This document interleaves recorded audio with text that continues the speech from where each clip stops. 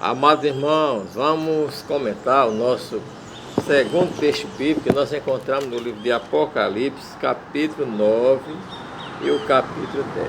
Capítulo 9 diz: E o quinto anjo tocou a trombeta, e viu uma grande estrela que do céu caiu na terra, e foi-lhe dada a chave do poço do abismo.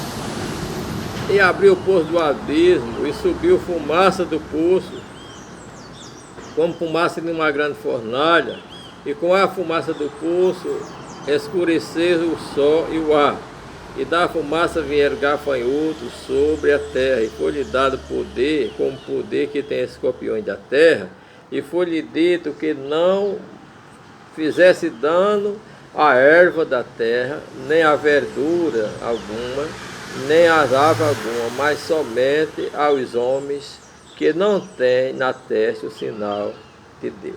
Então, meus amados irmãos, foi dado, aí desceu, esse anjo, essa estrela do céu, que significa um anjo, que ele tinha poder para abrir o poço do abismo. Do poço do abismo saiu fumaças, como uma fornalha que escureceu o sol, que escureceu o ar, e dessa fumaça saíram gafanhotos. A Bíblia diz que esses gafanhotos eles tinham o poder de escorpiões da terra. Foi dado que ele não fizesse mal nem à planta, nem à erva, nem à verdura da terra, mas somente aos homens. Lembrando que esses gafanhotos, eles vinham milhões de milhões, exército de exército.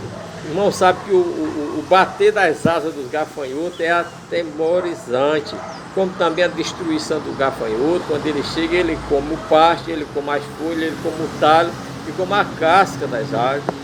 Mas aí esses gafanhotos, eles não vinham para comer as árvores, nem plantas. Foi dado que ele só fizesse perturbação, atemorizar, morder os homens da terra. E a Bíblia diz, meus amados irmãos, que ele tinha um comandante. Esse comandante, o nome dele no grego era Abidom, no hebraico que diz, e no grego era Apolion, era o chefe, Satanás, com suas hostes, não é?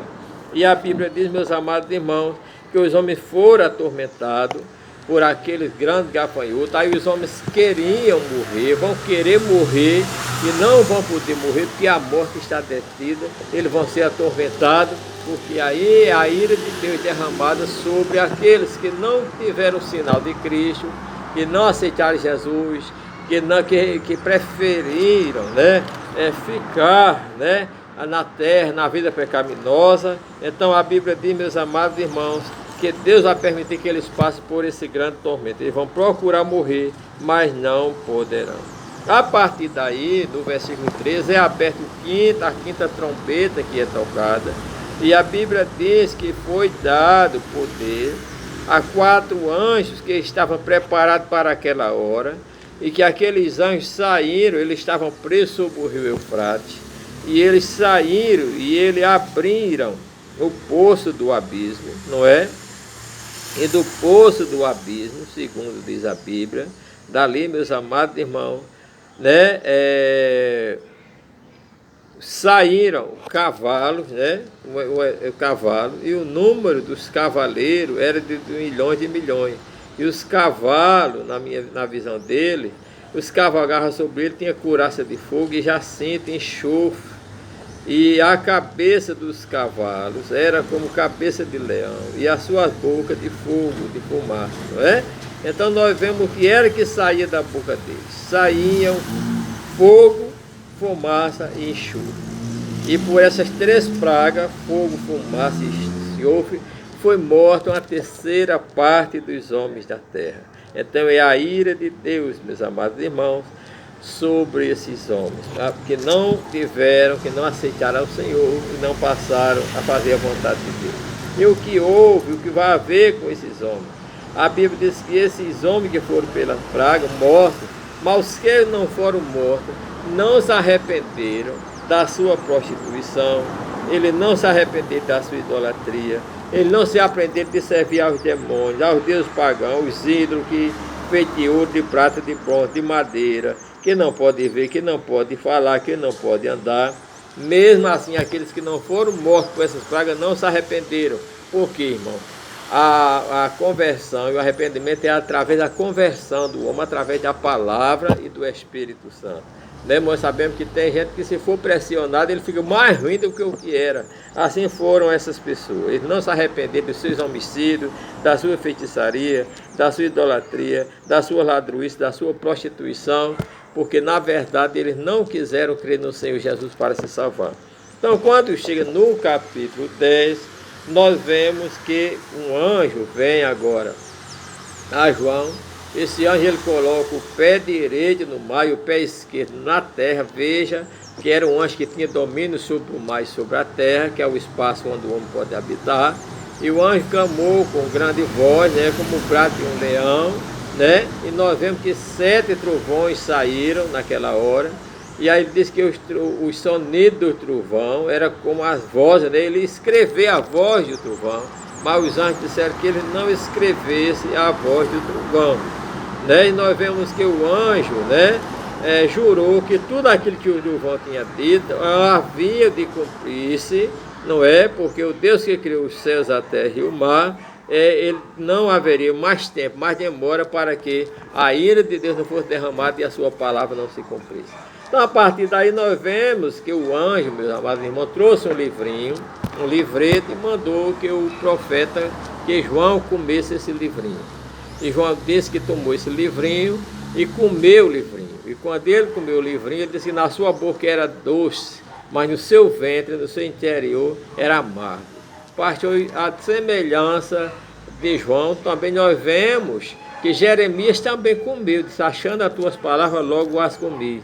Nós vemos que Ezequiel também foi levado pelo anjo a comer esse livro. Pastor, primeira coisa que Deus quer dizer é que antes da gente pregar, a gente tem que comer, tem que viver a palavra. E quando a gente vive essa palavra, para pregar essa palavra, até ler, até pregar é boa. Mas a prática dessa palavra em si é amarga, é muito difícil, é muito amargo obedecer a palavra, porque através dela nós temos que renunciar a muitas coisas.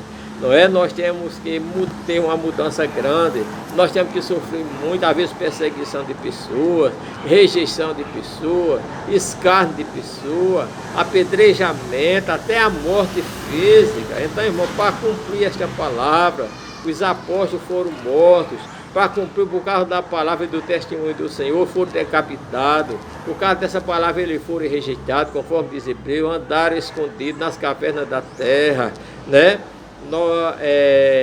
Sofreram muito os martírios, né, conforme a gente vê em Hebreus capítulo 11, porque na verdade parece até bom pregar a palavra, é até doce ler quando bota na boca para pregar. Agora, viver esta palavra e sofrer as consequências por causa da pregação desta palavra é o que a maioria do povo não quer sofrer. E quando a gente não quer sofrer isso, é a gente não querer sofrer por causa da cruz de Cristo. A Bíblia diz que a nós, irmão, foi dado não somente pregar, não somente crer, mas também sofrer, porque nós levamos sobre o nosso corpo o resto das aflições de Cristo. Quem prega essa palavra, quem testemunha dessa palavra, com certeza vai ter muito momento amargo. Primeiramente para obedecer, para se sacrificar a si mesmo. Quanto é amargo a gente renunciar aquilo que a gente gosta, que faz, que fez, que achava que era certo para poder agradar a Deus. Como é amargo também a gente ser perseguido por causa dessa palavra, se possível até morto, como foram os apóstolos. Irmão, não é fácil. Por isso que a Bíblia, para quem é só leitor, a Bíblia é bem-aventurado os que lê, os que ouvem a palavra dessa profecia, mas guarda a coisa que nela está escrita. Então o amargor vem para guardar, porque para ler e para pregar é mais fácil. Agora, para viver, é necessário renúncia e também perseguição. Jesus disse, aqueles que amar sua vida mais do que a mim, não é digno de mim. Os grandes mártires, como nós vemos em Apocalipse, são aqueles que foram mortos por causa da palavra do Senhor, por causa do testemunho que deram e por causa do nome do Senhor Jesus. Então vale a pena sofrer por este Deus, mas não deixar de ler, mas não deixar de viver, mas não deixar de pregar a palavra, mesmo que isso custe a renúncia total do nosso eu e também a perseguição ou morte por parte daqueles que não conhecem a Deus.